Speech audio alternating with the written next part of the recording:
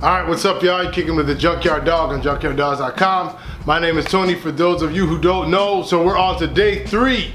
Yes, that's right, day 3 of Project Mayhem. So I went by ProFlow yesterday, went and picked up some more lines for the fuel system. So we got the fuel rails hooked up. I got a real funky Y block to hook up, and I'm gonna try to hook up the regulator just to kind of see how I can get it to fit. All right, let's go. Here is all these fittings, which cost me a cool little bit. So I got a couple of the 90s, got a couple 45s, which will go to holes. These 45s are gonna come out the front. This goes to the hard line. That goes to the hard line. This is a straight. This is a straight. This is a straight. So got a couple straights, a couple 45s, a couple 90s. So I got 3 90s. Actually got 4 90s because of these ones I'm going to reuse. I got a couple plug fittings. Now I think about it, I got another straight here. I got another straight here. And these plug fittings I actually did not need because I had some already. So I'm buying stuff twice. That's $8 I could have saved. Anyways, and then here is a plug which kind of had some stripping on it, and then a plug for a 6 with an O-ring. Like some of you guys mentioned. Some of you guys are like, oh, it's gotta have an O-ring. And this is the Y block. Okay, it's kind of chunky, but it'll do. It's got a little provision here in the middle for a gauge, which I thought was tight. Oops. And it's got a big old fitting at the bottom. So there. So that's the squad right there, right? So with all this, and I got about, I would say about 14 foot of holes, I'm hoping that I can get this done today.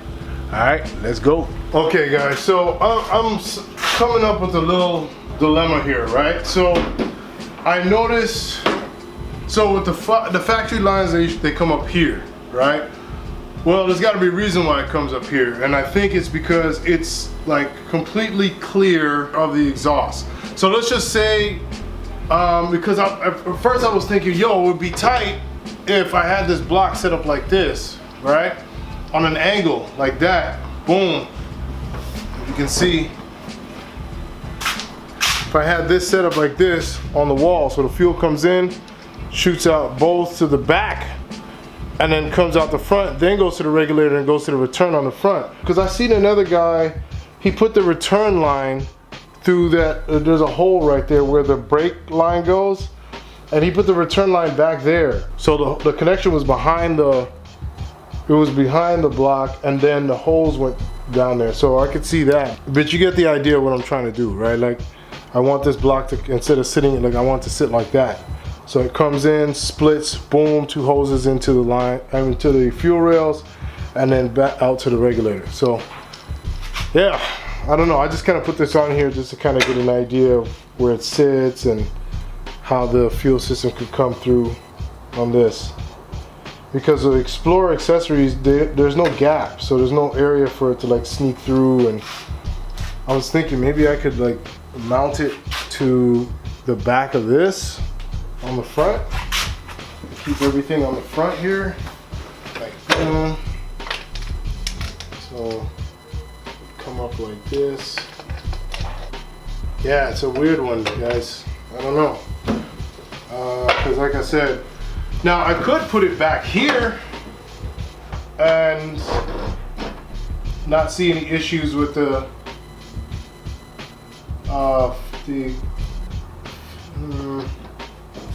I don't know.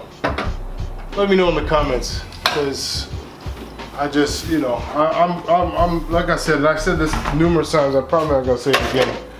I'm new to the whole fuel system world, so I'm just pretty much trying to mimic what Ford did, because it's tried, tested, and true. You know what I'm saying? So if it lasted all those years, I'm just assuming, and maybe I'm assuming wrong, that I should probably do the same thing for the safest setup. Let me take this off and put it to the side.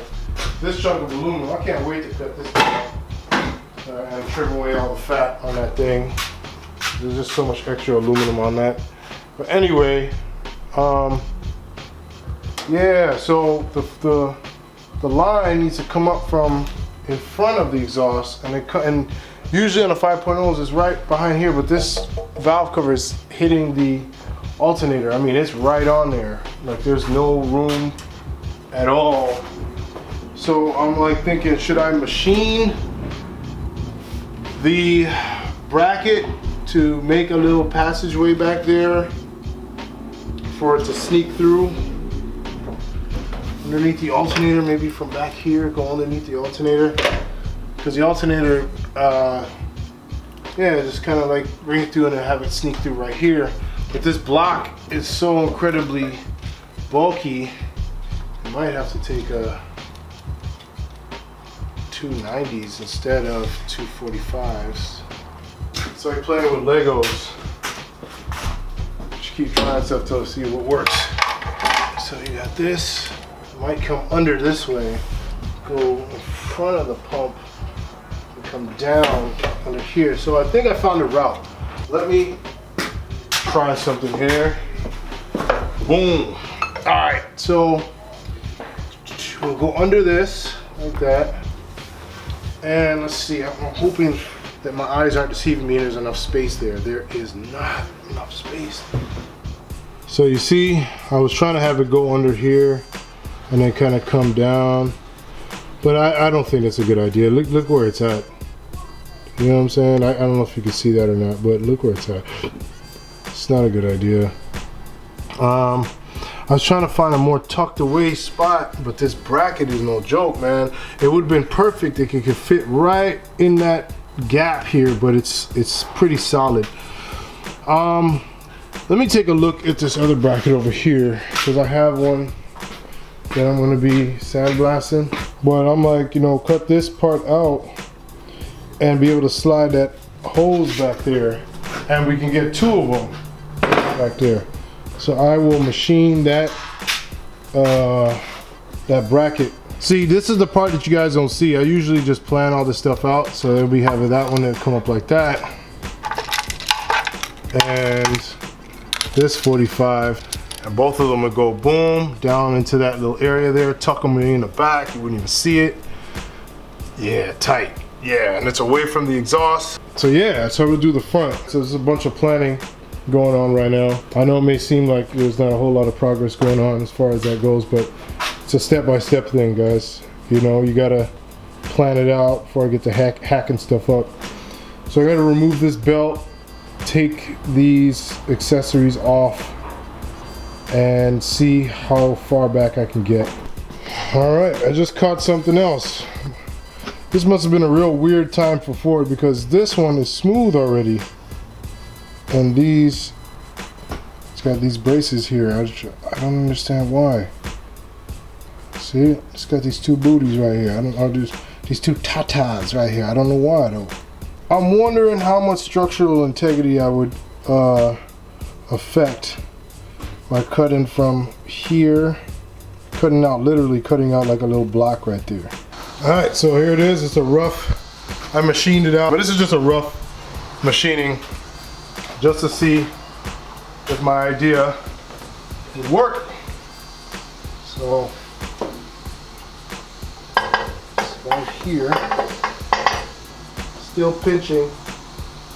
Had the right idea though. Still pinching, but it's just because I need to go up a little higher. So it's still pinching a little bit, but I need to go up a little higher. So I'm gonna go up to where this angle meets right here. See if that makes a difference. All right, so I've machined out a little bit more. So let's see how this fares. Because we're trying to get it to go down the side of the front of the block here. Just put the bolts in. Like we got action. Got action. You see, it goes through, you know, it goes through, which is tight, without pinching. Now, it could use, like I said, some fine tuning to do with, let's take this out.